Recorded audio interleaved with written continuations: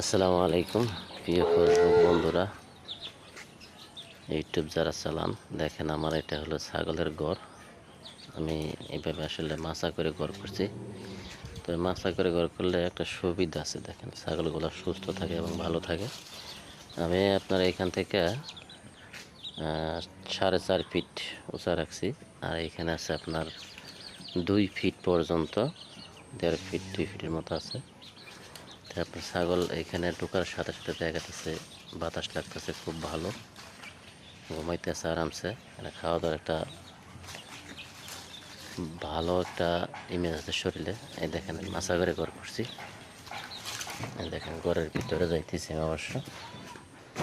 এই দেখেন এটা হলো আমার ছাগলের ঘর, 10 ফিট বাই 10 ফিট। দেখেন দেখেন কি পরিবেশ।